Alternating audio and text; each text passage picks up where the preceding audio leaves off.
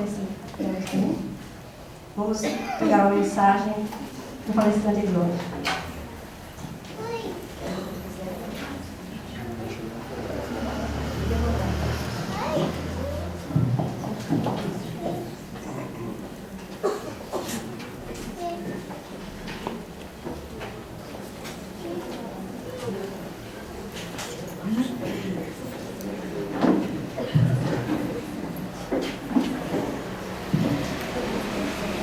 Irmãs e meus irmãos, muito boa noite. É uma alegria renovada sempre estar aqui nesta casa de tão boas energias. Energias tão sublimes para falar mais uma vez de uma novidade. Nós vamos falar do Evangelho de Jesus, que é sempre novo, sempre renovado. E o tema da reflexão da noite que eu escolhi é o Reino de Deus. Jesus muitas vezes nos falava sobre o reino de Deus, e ele dizia que a sua vinda ao planeta, ele que é o supremo governador do planeta Terra, o supremo governador espiritual do planeta Terra, o Messias, nosso guia e modelo, que ele tinha vindo exatamente para isso, para a fundação do reino de Deus na Terra, que então entrava num período de maioridade espiritual. E a gente fica pensando o reino de Deus, e todas as vezes que a gente pensa em reino, nós nos lembramos do reino da terra. Então, para nós é fácil imaginar um reino da terra, né? É só a gente pegar um filme de época e colocar num DVD, colocar uma pipoca no micro-ondas, se sentar e assistir um filme de época. Então nós vamos ver um rei, uma rainha, um exército, uma população, uma organização social, política, né? E é fácil nós interpretarmos. Mas o reino de Deus, de que Jesus nos fala, ele é totalmente incompreensível a princípio para nós. Porque primeiro ele é invisível. Ele não pode ser visto com os olhos da carne. Ele é íntimo, ele é espiritual. Eu trouxe um texto de Emmanuel, que está nesse pequeno livro aqui, nesse opúsculo, que eu vou ler para que a gente tenha uma base para a nossa conversa desta noite. O livro se chama Irmão, Emmanuel, psicografia de Francisco Cândido Xavier. E o tema da lição é: o reino de Deus está próximo. É a lição número 12 deste livro. Muitas vezes disse-nos o Senhor: o reino de Deus está próximo. E até hoje, milhares de criaturas aguardam-lhe a vinda através de espetaculosos eventos exteriores. Muitos esperam-no por intermédio de cataclismos inomináveis e mentalizam telas fantasmagóricas incompatíveis com a divina misericórdia que nos preside os destinos. Trovões ribombando no firmamento, maremotos e terremotos, raios destruidores a se derramarem do céu, multidões amotinadas promovendo devastações e ruínas, fluidos comburentes na atmosfera, transformando-a em fogo devorador, bombas fulminantes aniquilando nações inteiras. E contam, essas pessoas, quase sempre, com o absurdo e com o fantástico, para que se sintam no portal da grande transformação. Sem dúvida, diz Emmanuel, que semelhantes flagelos podem sobrevir a qualquer momento na experiência das criaturas e no campo da natureza.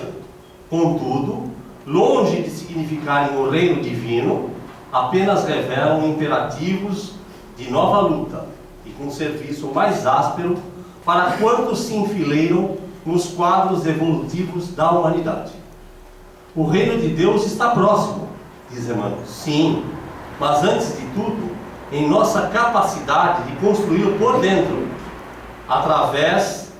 de nós, através do céu que possamos oferecer à alma do próximo. Atendamos, diz Emmanuel, ao cumprimento do dever que a vida nos atribui, colaborando o quanto possível pela vitória do bem, a atender o amor que o Mestre nos legou, e alcançaremos com a urgência possível o clima celestial para nós e para os outros.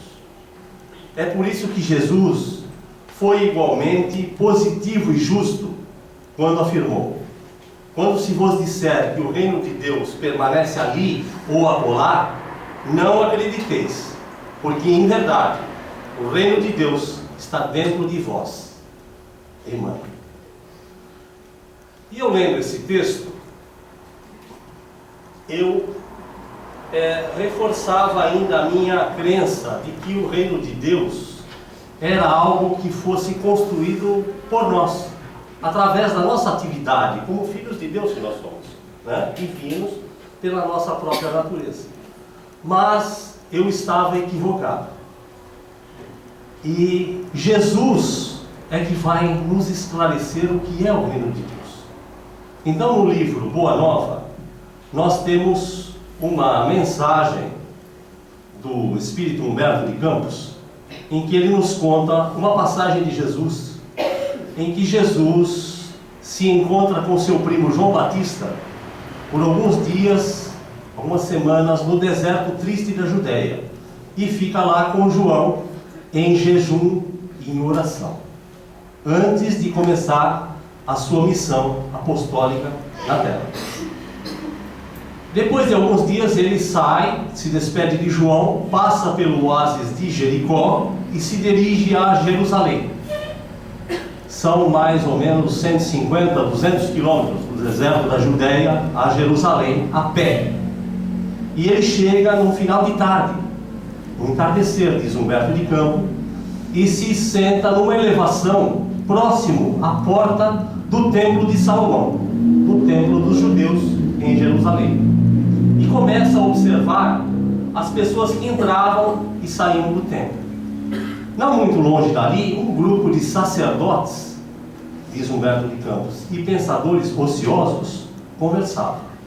Um deles, Hanan, sacerdote, que mais tarde vai participar do processo de julgamento de Jesus, no episódio da crucificação, assim atraído pelo magnetismo de Jesus, daquela figura singular de Jesus, daquele peregrino, pensava ele sentado naquela elevação, se aproxima dele e lhe pergunta assim: Galileu, que fazes na cidade? E Jesus lhes responde com simplicidade: passo por Jerusalém buscando a fundação do reino de Deus. O sacerdote fica embaraçado, porque não esperava uma resposta de um galileu que ele supunha simples e ignorante. Porque a Galileia era um território de pastores, de agricultores, de pescadores. E ele não achava que tivesse uma resposta tão lúcida e tão profunda de um galileu que ele julgava ignorante. E aí ele resolve, espicaçado pela curiosidade, continuar a perguntar. E diz assim: reino de Deus? O que pensas tu venha a ser isso? Pergunta Jesus. E Jesus responde com firmeza: o reino de Deus é a obra divina no coração dos homens. Eu vou repetir, porque isso é muito importante. O reino de Deus é a obra divina no coração dos homens. Então a gente já vê por aí, nessa resposta de Jesus, que o reino de Deus não é uma construção humana, não é uma construção que vai ser feita com as nossas mãos, e não é uma construção material. É uma construção divina que o divino Criador do universo, nosso Pai, vai fazer no coração de cada um de nós, de cada um dos seus filhos. Isso é maravilhoso. E aí, Hanan já fica meio que zombeteiro e pergunta: reino divino em tuas mãos? Por que não nas minhas, né? Ele pensa, Hanan, eu que sou sacerdote, como nas mãos de um galileu simples, né? E diz assim: reino de Deus em tuas mãos? Com que material pensas tu realizar esta obra? Por acaso tens colaboradores ou tens o apoio de algum príncipe ilustre? E Jesus diz: os meus colaboradores virão de todas as partes. Aí Hanan dá uma risada sarcástica e lhe diz: ah, sim, os tolos e os ignorantes estão por todas as partes. Este deve ser o material que tu utilizarás e vais te utilizar para a construção desse reino. Mas disse-me uma coisa, Galileu: já viste alguma estátua perfeita, construída com fragmentos de lama? Zombeteiro. E Jesus diz assim: sacerdote, sacerdote, não existe mármore mais puro, nem mais perfeito que o do sentimento, nem cinzel superior ao da boa vontade. E Hanan fica embasbacado. E aí, sem sair dali, diz: conheces Roma ou Atenas? E Jesus diz: eu conheço o amor e a verdade.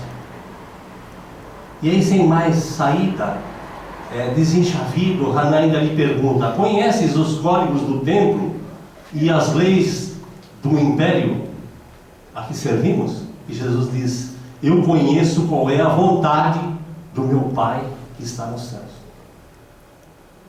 Decepcionado, então, Hanan vira as costas, empina o nariz e se vai embora. Jesus, então, sai dali e vai procurar em Cafarnaum pescadores, agricultores, gente simples, para transformá-los nos seus apóstolos, no colégio apostólico que ele iria formar. Mas ninguém pode dizer que ele não tentou. Ele procurou os sacerdotes no templo de Jerusalém, mas não foi acolhido. Então, meus irmãos e minhas irmãs, o reino de Deus não é uma construção nossa, é uma construção de Deus. Qual é o nosso papel? Na construção do reino individual de Deus dentro de cada um de nós. Porque é individual. É uma tarefa individual, coração a coração. Por isso que Jesus não recrutou nenhum exército. Ele não chamou multidões. O trabalho de Jesus é dentro do coração de cada um de nós. Nós estamos aqui de novo, eu venho trazer a palavra de Jesus, para que a gente escute de novo a palavra de Jesus. Hoje eu sou só um instrumento, o microfone, para repetir aquelas palavras que ele disse há 2 minutos. O nosso papel é o de ser, então, o instrumento que nós vamos oferecer à divindade, a Jesus, para que o reino de Deus seja pouco a pouco instalado nos nossos corações. E pensando nisso, eu fui buscar qual seria o começo. Onde está o começo disso? Como é que a gente começa? E aí eu me lembrei de Jesus no Sermão da Montanha, em que ele sintetiza toda a sua missão. Na primeira bem-aventurança, ele vai dizer assim: bem-aventurados os pobres em espírito, ou de espírito, como quiser, porque deles é o reino dos céus. Quem eram os pobres de espírito? É uma expressão idiomática do hebraico, do aramaico daquela região, que significa humilde. Então, a primeira condição para que a gente possa abrir o coração a fim de que Deus faça esse trabalho de instalação do reino dele dentro de nós é humildade. Humildade e simplicidade. Essas são as 2 primeiras lições que o Messias traz quando ele vem à Terra. Quando ele chega, ele vem para encarnar, ele chega de noite, para que nós não fôssemos humilhados e não lhe víssemos o cortejo celeste que o acompanhava quando ele nasce numa manjedoura em Belém. Somente alguns pastores e agricultores simples receberam a visita dos anjos, como nos relatam, né, as Escrituras Sagradas. Ele vem e no meio de animais, numa estrebaria, ele encarna como um filho de um carpinteiro em Galileia. Ele poderia ter nascido em qualquer lugar que ele quisesse. O governador espiritual do planeta, no entanto, nos dá a primeira lição: simplicidade e humildade. E nasce no meio de animais domésticos. E eu me lembro de uma outra passagem que também está no livro Boa Nova, de Humberto de Campos, em que Isabel, prima de Maria, vai visitá-la quando Jesus já está com 12 anos. E João Batista tinha alguma coisa em torno de 19, 20 anos. João era um pouquinho mais velho, primo em segundo grau de Jesus, porque Maria e Isabel é que eram primas.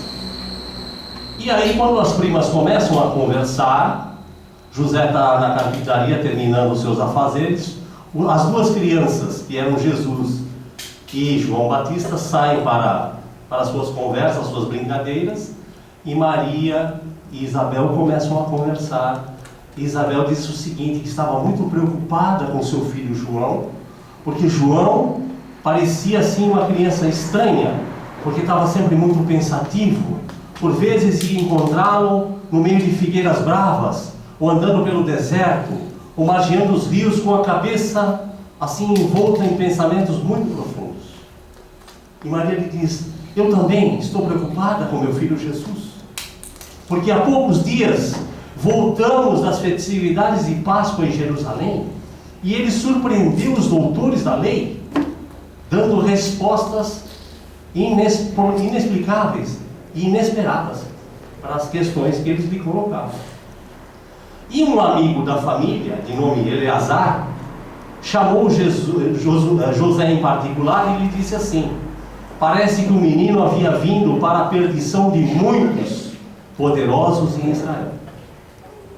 Maria então preocupou-se, conversando com José, e decidiu procurar Eleazar para pedir a ele que intercedesse por seu filho Jesus junto às suas relações no templo de Israel. E Eleazar prometeu fazer isso, porque era amigo da família de Maria e José. Ela volta para casa, não conta nada a Jesus, só comenta com o marido. Qual não é a surpresa dela no dia seguinte, que logo ao amanhecer, Jesus vem ao encontro dela e lhe diz assim: mãe, que queres tu de mim? Acaso não tenho demonstrado a minha comunhão com o Pai que está nos céus? Ela fica surpreendida e lhe diz: meu filho, eu tenho muita preocupação por ti, e sei que necessitas de uma melhor preparação para a vida, como qualquer mãe faria com um garoto de 12 anos. Ela queria um lugarzinho para o filho, inteligente, menino esperto, que ele fosse então estudar com os doutores da lei no templo de Jerusalém. E aí Jesus lhe diz assim: mãe, toda preparação útil é honrosa, mas meu Pai deseja de nós toda exemplificação que seja útil, pois eu já estou com Deus, mãe. Eu já estou com Deus, mas nosso Pai quer toda exemplificação que seja útil. E desta forma, eu escolherei a escola melhor. Na tarde deste mesmo dia, ele procura José na carpintaria e com humildade lhe pede que o aceite nos seus trabalhos na oficina.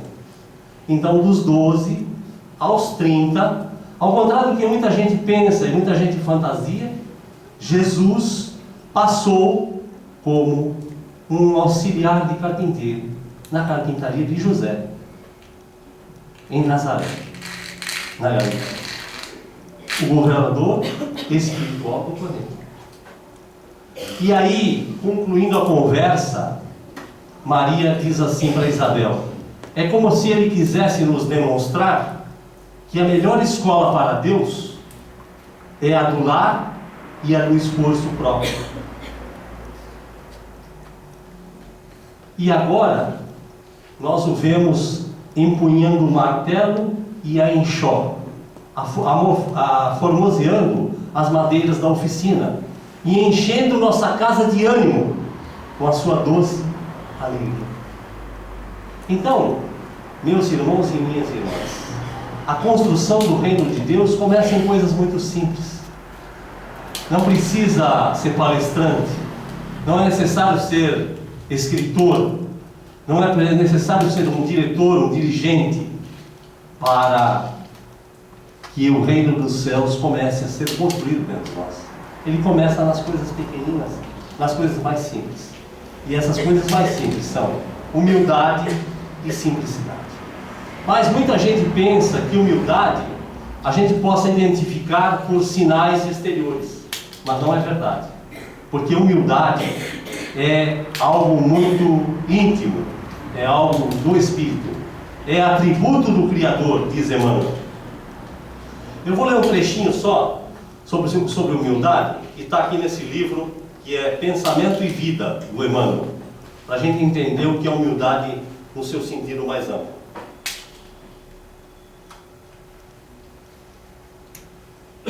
Diz assim Emmanuel: a humildade, por força divina, reflete-se luminosa em todos os domínios da natureza, os quais expressam efetivamente o trono de Deus, patrocinando o progresso e a renovação.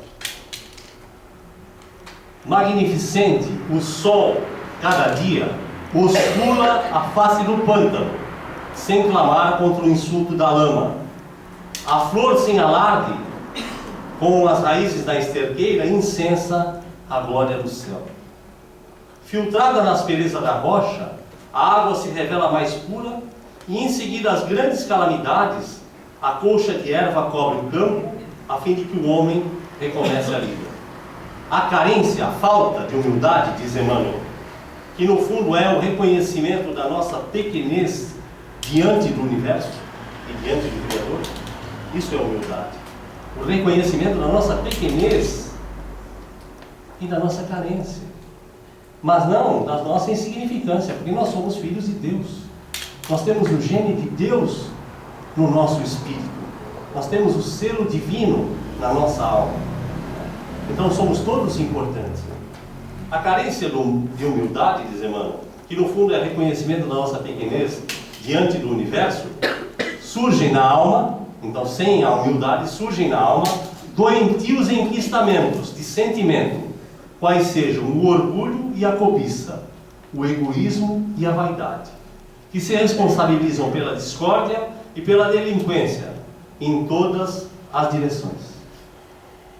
E continua Emmanuel dizendo: sem o reflexo da humildade, que é o atributo de Deus no reino do eu, a criatura sente-se proprietária exclusiva dos bens que a cercam, despreocupada da sua condição real de espírito, em trânsito nos carreiros evolutivos, e apropriando-se da existência em sentido particularista, converte a própria alma em cidadela da ilusão, dentro da qual se recusa o contato com as realidades fundamentais da vida.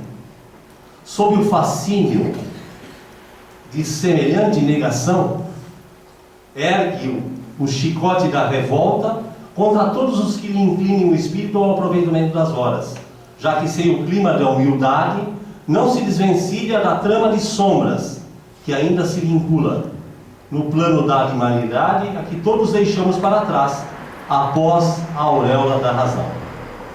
Possuída pelo espírito da posse exclusivista, a alma acolhe facilmente o desespero e o ciúme, o despeito e a intemperança, que geram a tensão psíquica, da qual se derivam perigosas síndromes na vida orgânica, a se exprimirem pela depressão nervosa e no desequilíbrio emotivo, na ulceração e na disfunção celular, para não nos referirmos aos deploráveis sucessos da experiência cotidiana, em que a ausência de humildade comanda o incentivo à loucura nos mais dolorosos conflitos passionais. Porque a criatura que não tem humildade, ela se acha proprietária do outro,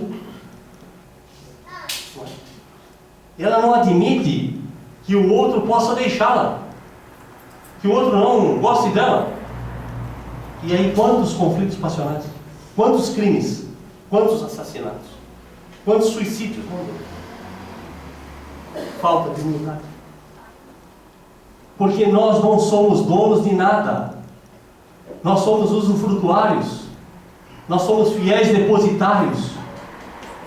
Nós, na verdade, somos todos pobres, porque não possuímos nada. Nem o nosso corpo físico é nosso. Tudo pertence ao Criador. Tudo é emprestado para que a gente possa experienciar.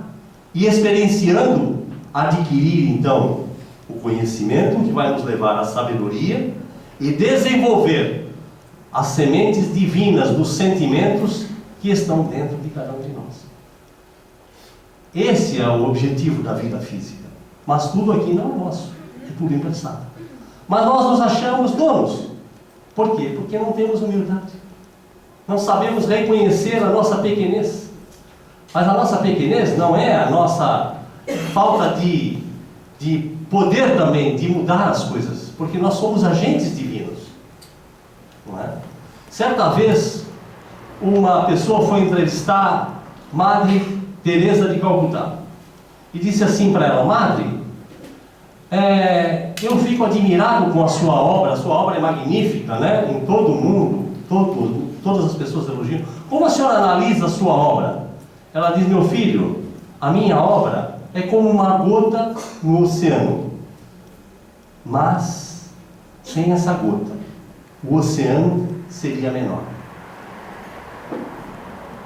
Percebe a diferença?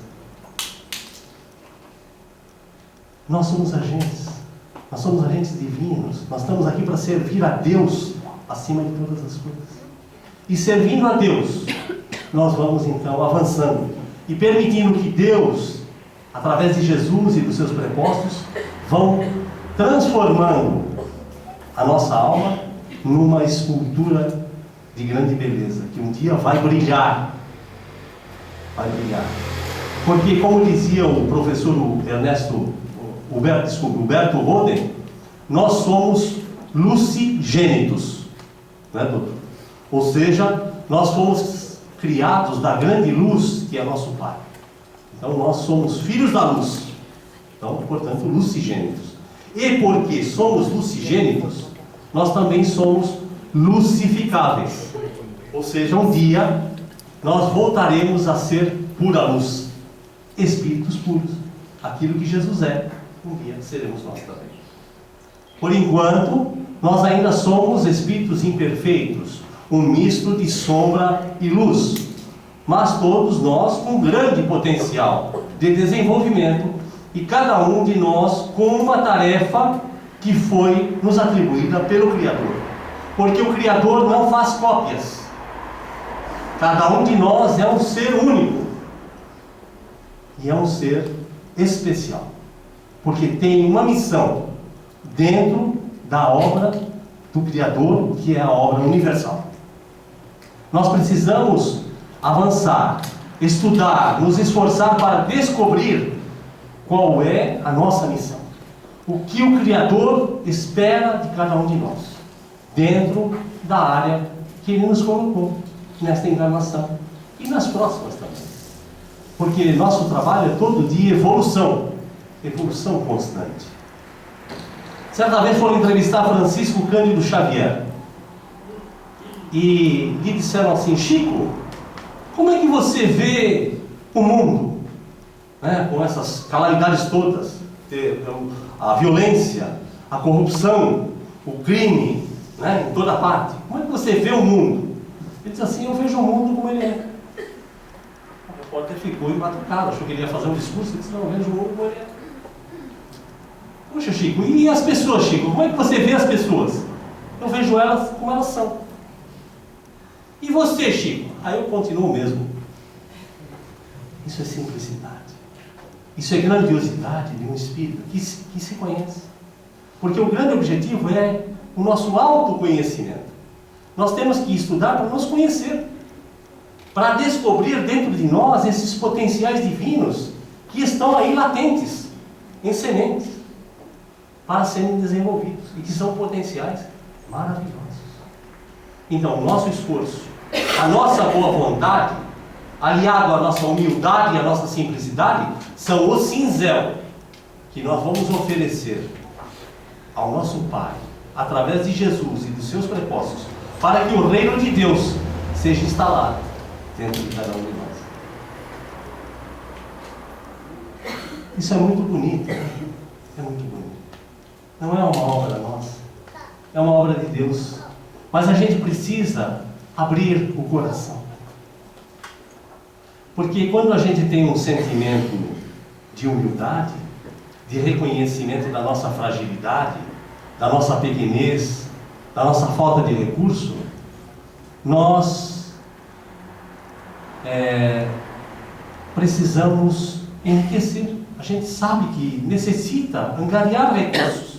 Por isso precisamos estudar, precisamos nos esforçar, precisamos buscar a nossa auto-iluminação, o nosso autoconhecimento, para poder nos enquadrar dentro daquilo que o Criador tem preparado para cada um de nós. Porque quando Ele nos criou todos iguais, com princípios espirituais simples e ignorantes.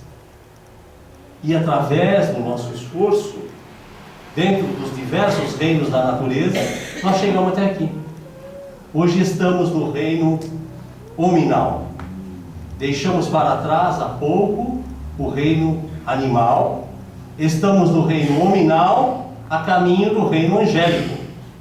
Mas ainda estamos muito mais próximos do animal que nós fomos ontem, do que do anjo que seremos amanhã.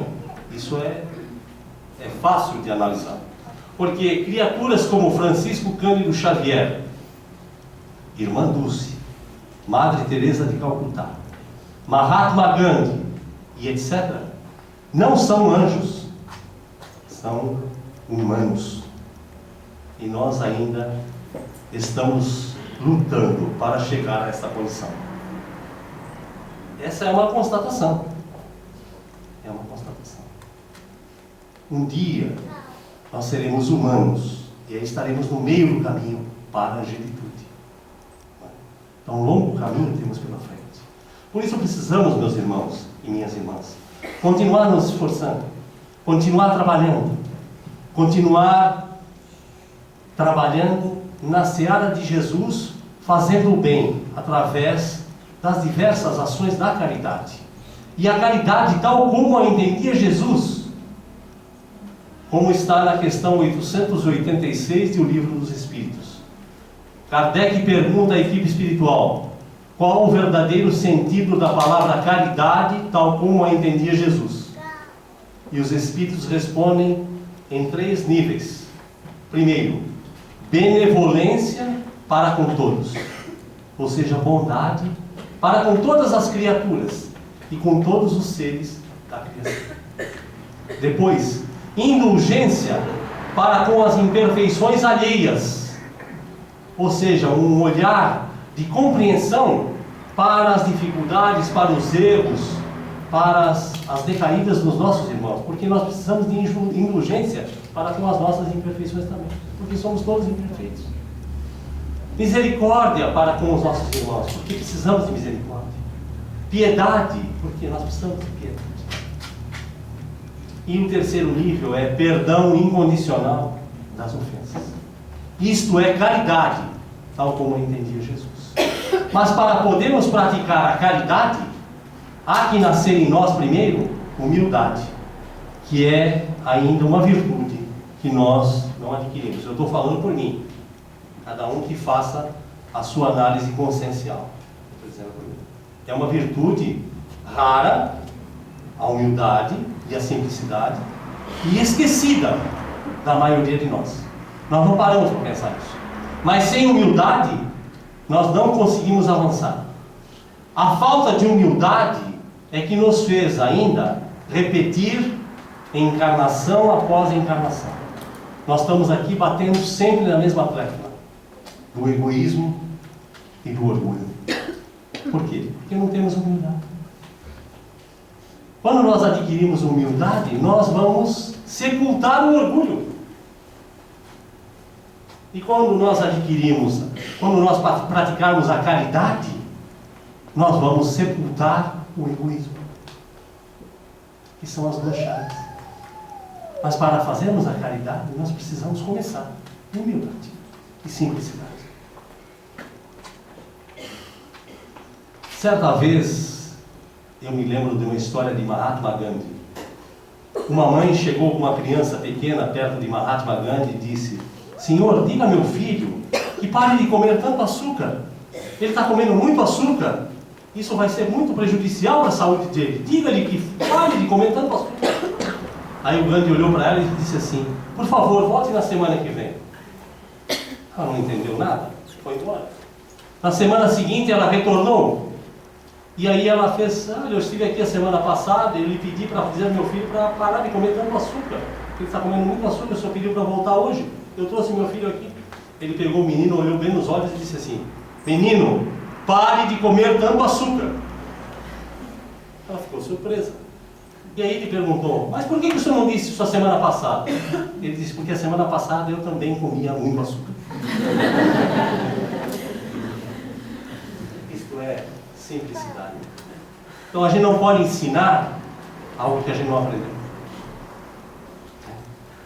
Nós precisamos sentir, porque falar é fácil. Qualquer aparelho fala. Uma cadeira de rodas pode fazer uma palestra aqui. Nós vemos o Stephen Hawking, que aperta um botão e a cadeira que ele está sentado fala e transmite o pensamento dele. Mas nós precisamos sentir a ação de Jesus e as lições de Jesus. E a primeira começa aí, a primeira grande lição: humildade e simplicidade. Para terminar esta nossa reflexão da noite, que não pode ser muito extensa, eu trouxe um poema de um poeta fluminense que eu gosto muito, que se chama Casimiro Cunha. E ele tem um poema que está num livro psicografado pelo Chico, que é a Antologia Mediúnica do Natal. E em diversas ocasiões no Natal foram publicadas várias mensagens que foram reunidas depois para compor este livro. E essa mensagem chama-se Carta de Natal. É uma carta do poeta, nosso irmão, a todos nós, para reflexão. Eu trouxe algumas cópias desse poema depois, se as pessoas quiserem se interessarem por levar para fazer meditação em casa. Certo? E se não lembrarem nada do que foi falado aqui, eu tenho também essa mensagem do Emmanuel que está aqui, que fala sobre o reino de Deus, para que a gente faça meditação em casa, porque às vezes muita coisa se perde durante a palestra, né? Mas para que a gente reflita, para que a gente estude, para que a gente medite muito nisso, porque é muito importante, é um ponto de partida. Então diz assim Casimiro Cunha: meu irmão,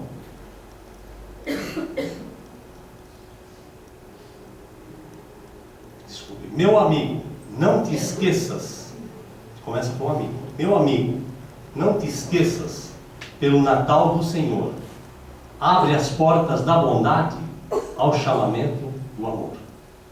Reparte os bens que puderes, às luzes da devoção. Veste os nus, consola os tristes, na festa do coração. Mas não te esqueças de ti, no banquete de Jesus.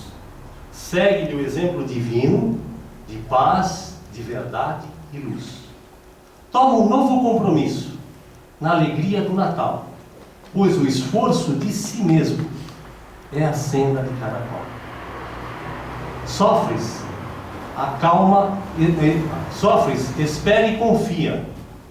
Não te furtes de lembrar que somente a dor do mundo nos pode regenerar. Foste traído? Perdoa. Esquece o mal pelo bem. Deus é a suprema justiça.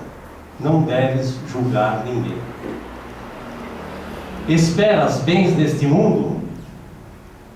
Acalma o teu coração. Às vezes, ao fim da estrada, há fel e desilusão. Não recebeste recompensas? guarda este ensino de cor. Ter dons de fazer o bem é a recompensa melhor. Queres esmolas dos céus? Não te fazes de saber que o Senhor guarda o quinhão que venhas a merecer. Desesperaste? Recorda, nas sombras dos dias teus, que não puseste a esperança nas luzes do amor de Deus. Natal, divina lembrança. Sobre o terreno, escarcel. Conchega-te aos pobrezinhos, que são os eleitos do céu. Mas ouve, irmão. Aí ele termina como irmão. Ele começa como amigo. A carta para nós é amigo. E no final ele diz: mas ouve, irmão. Vai mais longe. Na exaltação do Senhor, vê se já tens a humildade, a seiva eterna, o amor. Casimiro. É lindo, né? Porque nesse poema, ele encerra todos os ensinamentos da caridade, da humildade, da simplicidade, de todas as nossas ações. Então eu queria oferecer para vocês esse poema também, que me tocou demais o coração, e espero que toque o coração de todos vocês. Que Jesus nos abençoe, possamos retornar aos nossos lares, na paz de Jesus. Muito obrigado.